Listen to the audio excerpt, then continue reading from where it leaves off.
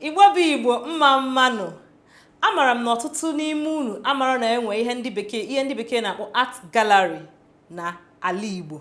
Anyị nwere ebe a na-egosigasị nka dị iche iche n'ala Igbo. Nke a bụkwa nke nọ na ogogo dị elu, bụkwa ụmụ pịtịpịtị ihe anụ unu na-eche na enwe n'ala Igbo. Nke a bụgodi kpụwai. Ikwesịgodi na-afụgodi ndị nke dị n'azụ m. Tata anyị nọ na Godwin Art Gallery nke dị na Ọka ka anyị na onye nwe Godwin Art Gallery nwee ezigbote nkata pụrụ iche ka ọ gwa anyị ka o si dị. Ndị mens Igbo na-asị na ka ọ gwa anyị ka o si. Tata ọ ga-agwa anyị ka o si. Anyị ya na tata bụ Godwin Chika Dibia, CEO Godwin Art Gallery. Ezigbote fine boy dị sharp. Ọ bụrụ na ị na-achọ nwaanyị, m ga-achụfu enyi ya nwaanyị kpọbata gị. Godwin daalụ ka eme. Akwa na-eme na obi gị nke a maka afụkatala m fụkata. Ọ dị m ka mkpokọrọ ha ncha niile na-aba maka anyị nwetara ụlọ ọfụ, so some of these things akwa ya abụrụ maka ego. Anyị na-ekwu maka ego, anyị na-ekwu just bukọrọ ya. Anyị bụ ka ebukọrọ ya. Ya lụrụ ya, onye bịa ka o bukọrọ ya na ma mụ achọghọ n'ịkwụ otu a nsi n'olu ndị Igbo na anyị bụ special a ga-enwere nke unu iche. Ọkụ ya nsogbu adịrọ. Biko ka anyị gbapụ ya ọsọ maka na anyị ma na oge adịrọ. Dịka nsikwa anyị nọ n'Ọka n'obi Godwin Art Gallery. Godwin, biko gwatụgodo anyị ihe gbasara gị. Kedu onye bụ? Mụ amaghị as Godwin Chika Dibia. Gwazie ụmụ Igbo ndị ebu ka onye ebu mara ma ebu ndị tatata Igbo kwen ya tatata Igbo kwen ya tatata Igbo kwen ezigbotewa maka ọ bụ. Aha m bụ Maazị Godwin Chika Dibia Nedum bụ aha nna m. Abụ m onye Ọka n'inete Ọka na-asa enwe na-asachi ike. Tata dị ihe nụnwa ka m nabatara ndị Voice of the East na Obumu, ebe m ji aka m Chineke gọziri m wee na-ezi ozi ọma dị iche iche maka ọrụ ndị a niile na-afụcha ebe a nwere ihe dị iche iche ọ na-ekwu maka ya.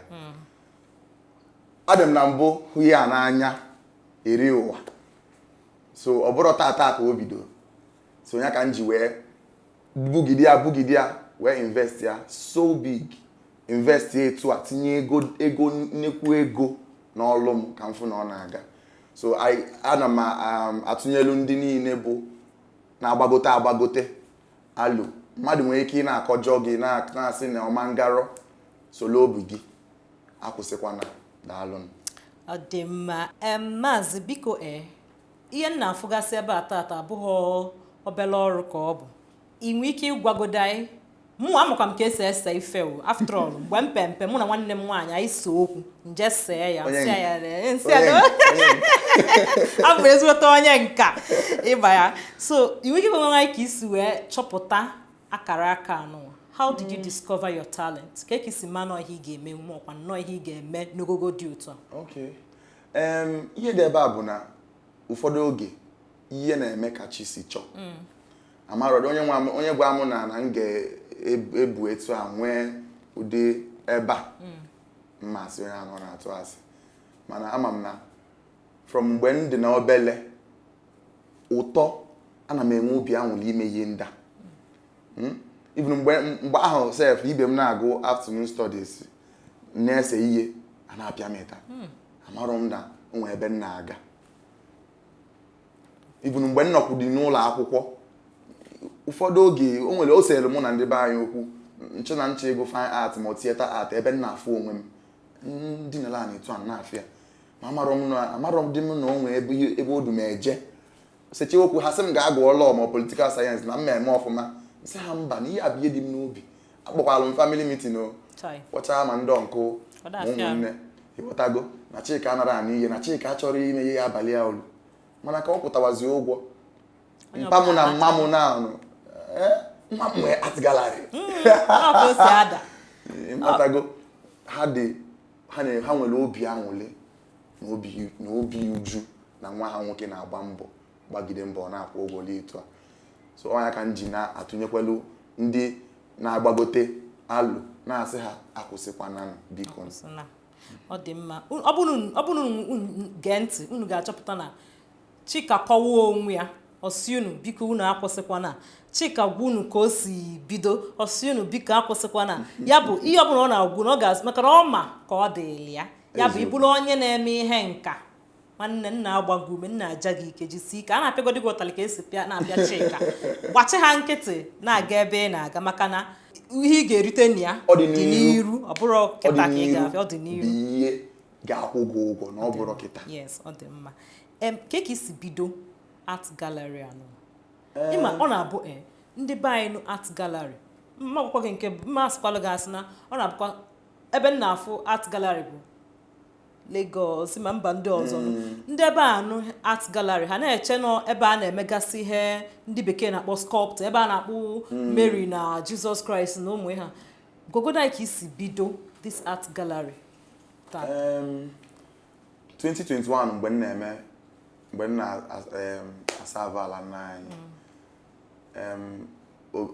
ebe m bido ma shopping m dị na Aroma ọ dị ndị mmadụ bata a na-ekweghị 2,000 1,000 eche na ya akpọsacha n'ụzọ eche na ụdị akpọsacha n'ụzọ mgbe ahụ m na-asa avụ m sị ka m bido obele rọgụ ka m ji bido enwekwanụ m esi ma ya sịkwa tọkụ mgbe enwe m ego njigo tais mgbe nwa ọ rọgụ mkpụrụ ọkụ 4 na one fan ọnọkọta ọ na-emekwa eke ịtakakwara ọfụ nna m ghọtago mana ama m na o nwere ebe m na-eje mpụtakwa mgbe ahụ sị nwa be m mgbe ahụ na m ga-amata isi ị nwere nwa be mgbe ahụ enwere m nwa be nwa natagodi m aka anụ ọbụla obele ife enwere m nwa be mgbe ahụ so mpụtakwa nsị ya na a ga-enwetakwa ebe ka nnekwu na ihe na-afụ ihe abụrụ ebe a ka ọ ga-akwụsị mgbe m na-asa abụọ Ministry of Information na ministry mgbe kọmishọna pụta ọsị m gawa dị m iche from ndị ọ na-afụcha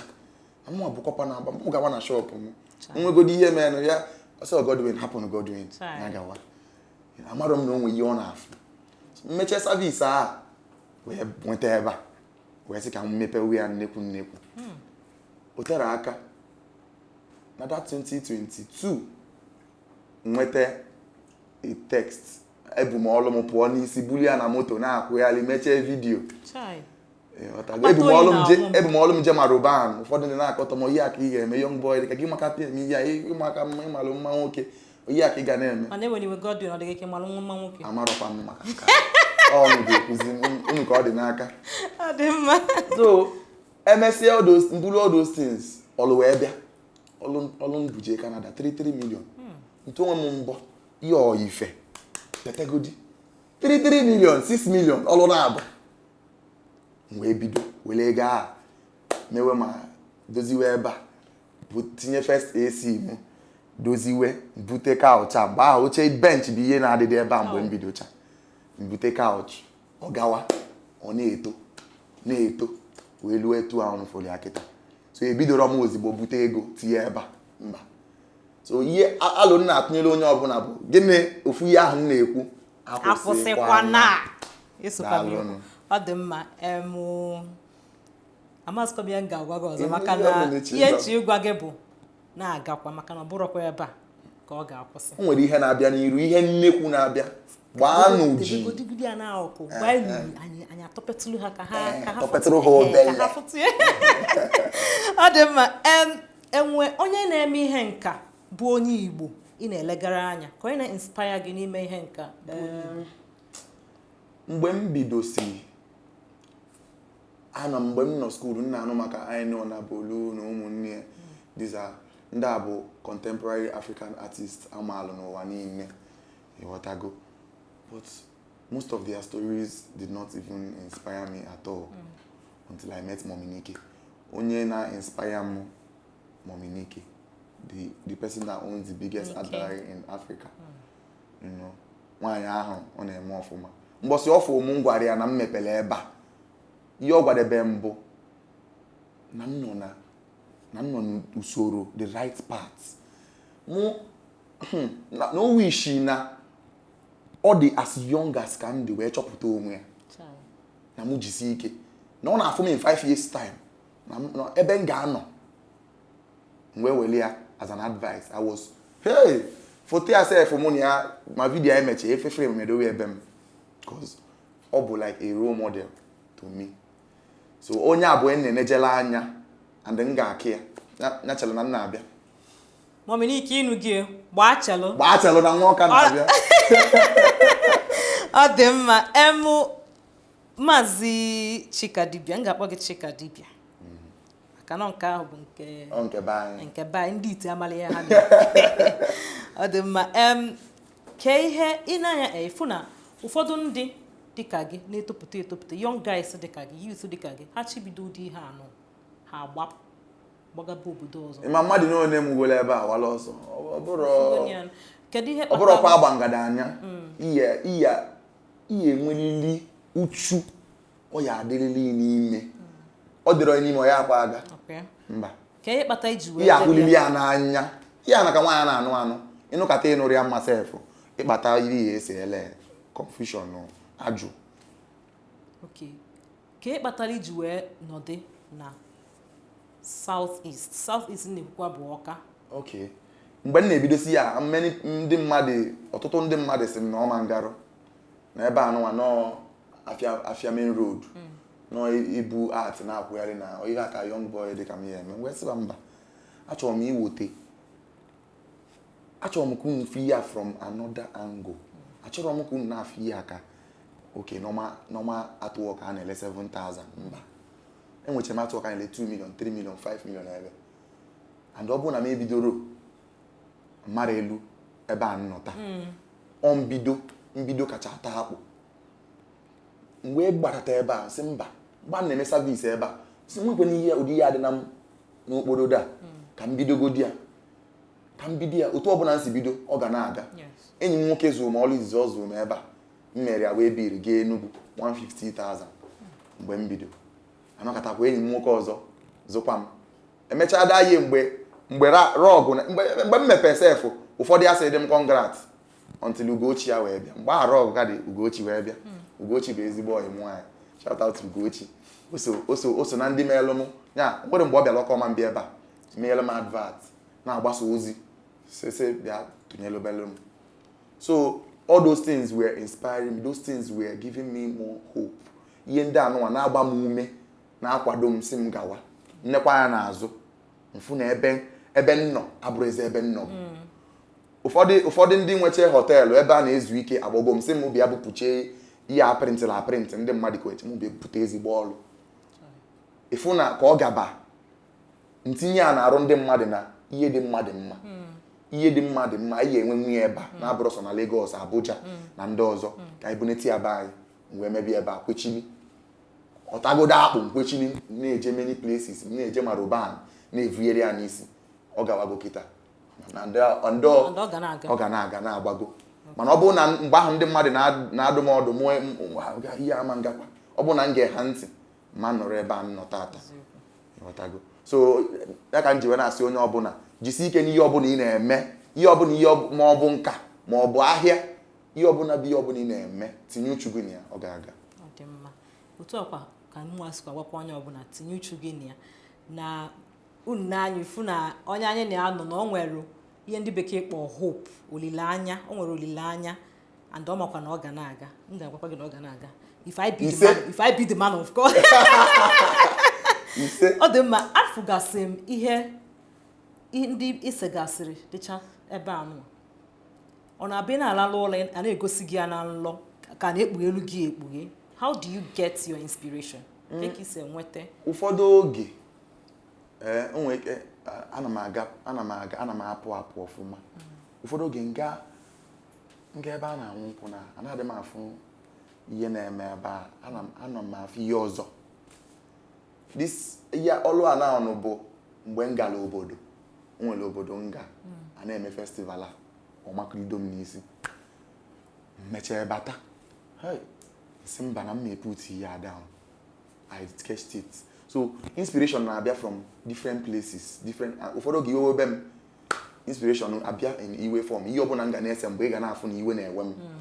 Ụfọdụ oge ọkwa ya obi inspiration na nwaanyị bụwa m obi amanụ m maọbụ ọmale. So mood m ụfọdụ oge na-enyelụ m aka n'ọlụ m ndị happy ị na-afịa n'ọlụ m iwe na-ewe m ị na-afụ ya n'ọlụ m so ọnya nwa bụ ka m si enweta nke m ụfọdụ oge nọlụkwa n'ebe m na-ezu ike ọgbata m n'uche o nwere obere akwụkwọ nwere ya ndetu onye ma sketch ya mkpa ya aka dozie ya ka ọ ya adị mbịa echi ihe ọzọ nwere ike mfụwa na ebe a mbịa echi mfụtu etu a ka m si afịa mbịa na ntikọzi anya ọnụ were ya akọ akụkọ inwe ike ịfụ ihe m ga-abụ in the next 10 years otu ọ bụla ị na-afụ ya ihe m na-afụ n'ime bụ mbịa n'ọlụ mfụ na-ekwe na oke ihe a kwesịrị ịbata ebe a mana ihe abata ebe ọ ya agbanarị na-etinye ya nwayọọ nwayọọ ọ na-abanyezi. Tupu anyị aga n'iru, onye mụ na ya na-akparịta ụka pụrụ iche tata bụ Maazị Godwin Chika Dibia, onye ọrụ nka na Ọka steeti ka Ọka Anambra steeti gbaalụ nụ biko and nwata nwoke anụnwa bụ onye site n'ihe ọ gwagoro anyị ịma ndị Voice of the East na-epreach gospel akụruo unu ige ntị n'ihe ọ gwara anyị o bunatago akụ ọ sị na ọ chọrọ ka standard ahụ ogogo ahụ a na-afụ ebe ndị nke ọzọ ka ọ bụrụkwa ihe nọ na South East ọ ya mere na obupụbeghị ya ọkụma mbupie kwa anyị nkwa ebe a bụ headquarter anyị ga-agba ndụ ma mbupie ebe anyị agbakwa ndụ ọma mpụrụ ebe kama na ọ ya adịcha ma na Lagos dịcha ebe dị iche iche anyị bulukwe olu Igbo nke anyị bujelufa culture anyị ma ihe mmọnwụ anyị ihe dị iche iche ka ha fụọ anyị na ụdị ọzọ na-abụrụ Igbo ndị nka Igbo na-agba mbọ Igbo na-eme ka ha fụ another aspect of ndị Igbo. Biko ụmụ Igbo ana m arị unu dododo ka unu na-abịa na-atụnyere nwata nwoke a unu n'anya enwere ike ịbịa ekwesịrị na-eme referral or whatever ịkpọtara m mmadụ ogo m ọlụ inweta 10% n'ego ọbụla ọ zụrụ above 1 million inwe 15%. Okay, mama anyị 10% m ka ije egwuregwu. Mba 10% gị dị active. Ọ dị mma biko ka anyị nwee ike na-asọpọtụ our own na-atụnyere onye nke anyị. Ihe ikpeazụ nchọ ka ịsa amụ bụ ka ihe iche na ndị ọrụ nka dịka gị nọ na South East ga-enweta iji wee nye aka hụ na akwalitere ha na-aka ọrụ ha. Yes, I like him ajụjụ a. Mgbe m bidosi aga m different places na-asịcha ụfọdụ artist bute ọlụ gị m ga-elelu gị ya achọrọ m create avenue so these artworks in South East can be valued. Ọ bụrụ sọsọ ibute nke ndị Lagos ibute nke mba achọrọ m ka ebe a bụrụ ebe m ga na-akwado ụmụnne m na unu ga-elu nkwa ebe a nlu inwe ọlụ gị bute ya m ga-elelu gị iwolu ego nke gị nwere ego nke m onye ọbụla enwela nawa so inwe ọlụ ịchọ ka elelu gị ọ bụrụ na ị bụ an artist na efelu that na ị nwere the audience butia anyị ga-elelu gị anyị lelu gị ya iwere ego nke gị so mụ imepe ihe emepere m ya sọsọ maka onwe m emepere m ya ka m wee nwee ike na-akwadokwa artist ahụ dị good na-enwero onye ga-anụ onu ha ka m bụrụ onu ha ka m bụrụ anya ha ga-eji fụ ụzọ maka ama m ọ dịrọ izi ọ dịrọ nwere ụzọ esi eje aba dị nso ọ dịrọkwa nso chaa so eso n'ihe nji mepe ihe a ka m kwado ndị nka ibe m ka ha maa na ha ga-ele nkwe na ha ga-erite ngwa ka m. Ọ dị mma tupu inye ndị na-eto eto ndị chọrọ ịbụ ndị nka na-eto eto ndụmọdụ o nwere ihe gwara anyị mgbe anyị batara na inwe ọnọdụ idebere ndị Voice of the East ebe anyị ga-eme paint and yes edobelu m unu ebe unu ga-eji aka unu see ka unu fi ihe unu menwu ka m fụgodo ihe mma m ga-enweta inspiration m ga-eji wee sewu I'm there as instructor so isetara godi m ga-enyelụ gị aka isete maka ihe ọ bụla ise ị ga-ebu na nsogbu adịrọ njeweli amado na be m ọ dị mma anyị ga-aga ịgwasa ndị na-eto eto ndị nka na-eto eto okwu mgbamume na okwu ndụmọdụ igositugodo anyị kọwatụla ụfọdụ ọrụ gị nakwa ihe ha pụtara ozi ọ na-agba eziokwu were ohere a dụọ ndị nka na-etonite etonite makwanụ ndị nka na-apụta dụọ ha ọdụ makwa gbaa ha ume. Ekwugo m ebe a kwukwu ya ịkwụsị gị makwa onye bụ best graduate na kpọọ m na phone si m na inspire onye bụ best graduate ọ bụrụ onye bụ ụzọ mewe ya ọ bụrụ mgba akwụkwọ nsọ kwukwara ya mee oke ihe eme mana enene onwe gị anya n'isi onwe ihe dị gị n'ime karịa ihe iche and akwụsị na jisie ike ofu mbọsị Chineke ya elote ofu mbọsị ọlụ aka gị ga-akwụ ụgwọ ụgwọ ihe ọ na-akọwa na mpempe bụ ihe team anyị na 2024 as Nigerians bụ kwechisie ike jidekwa n'aka na ntị ndị nke ibe m jidekwa n'aka na ntị kwechili ọfịarị mee gịnị itie mkpu nachie ọ dị mma ị ga-egosi anyị ụfọdụ ọrụ gị ma gwa anyị ozi ha na-agbasa ị na-anya n'ọlụ a ihe ọlụ a pụta bụ motherhood aha ọlụ a bụ motherhood n'ọnụ oyibo n'ọnụ bekee mana ihe a na-akọwa bụ ka ndị mma si ebu ihe ọbụla gbasara ezinụlọ ha n'isi nkata dị ebe a bụrụ just nkata nkịtị ma ọ nọmalụ nkata mba nkata dị ebe a ọ na-represent responsibilities ihe dịrị ndị nne ha ga-eme orika ndị nne bụ ndị ji ezinụlọ mma atụrụ gasị ndị nne bụ na ezinụlọ na-aga ine nwaanyị anyị ya afụ na ọka go nka mana na nka a ọka bụ these responsibilities budosi ya ike ma tinyere ya ọchị na obi uju ifulu na ọ na-achị ọchị ine ya n'anya na afụ na anya na-acha mmemme nwaanyị afụgo shege ọfụgo shege banza shege promas but regardless of the shege ọma nkwụsịnwu ibu nkata maka na nkata mere onye ọbụ nkata bụ ezinụlọ ya onye ọbụla bụ ezigbo nne can never stop taking care of their responsibilities as a mother. Now this is what makes her a true African mother. Makina Nyefo, the wrinkles, she's obviously tired. They got the falling out teeth. She's old, Okagonka. But regardless of the fact, no Okagonka, she cannot stop carrying this. And this is the only piece. And whether it's copyrighted, and it's just for 700,000. And when boss they got fee, when boss they for the yeah, but a real life photo. SLA on a site, eba na alolo. Before on say with permission only say this photo. So odere ebuo, and when Bob Nefi agwam, you go chaya, you chop ile to another art gallery in the future. Give lekwa, or benefit of our work, or man talking naka, the value will increase and not decrease. So oye nka puta. Now nka, aha nka iye mkpọrọ nka bụ Gen Z. Gen Z, okwu ihe na-ewuru Gen Z. Gen Z are now in an ega for the millennial stage, which is the black and white on app. On your coach the little. Now, if you wonder why Yajibolo one, the word is referred to as her or she in general. You wonder Yoji, Burunekutanya, Hana Wanya Nogi. Ndi Gen Z chole wanya, ha chole me yendo ke me mahake rogi meya.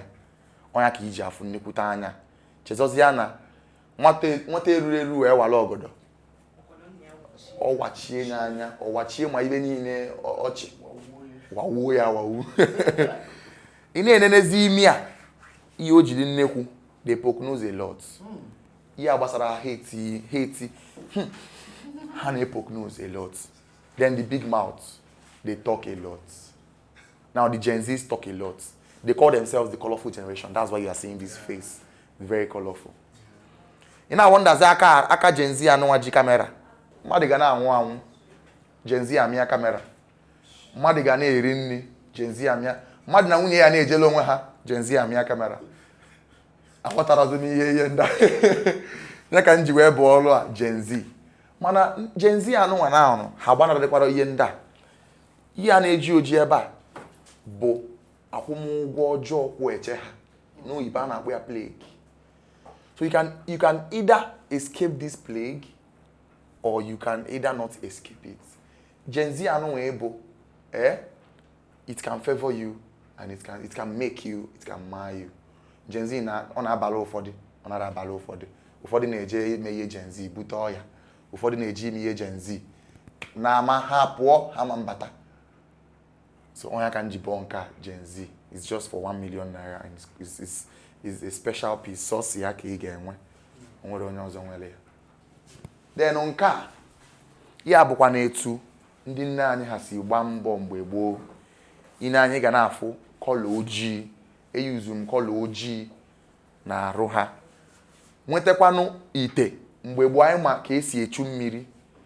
Ebe anụnwa bụ mụnwa na adụ ndị ụmụ nwaanyị kịta ọdụ ka ha embrace ye this hard work. Ọ kakwana mma ịgbawala onwe gị mbọ na n'ichekwubi ihe onye ọzọ ga-emelụ gị. That is why you have these two women. Ha ma mma bụrụ ndị ojii ma na-agba mbọ ka eji mara ndị be anyị.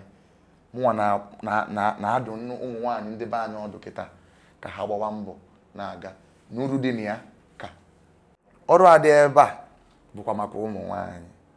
Now we all know the quality of a peacock and we know the quality of an eagle. Eagle bụ onye bụ ọ na-agba mbọ, ọ na-aga onwe ihe ọ fụrụ ọchọ ọ gaa for it.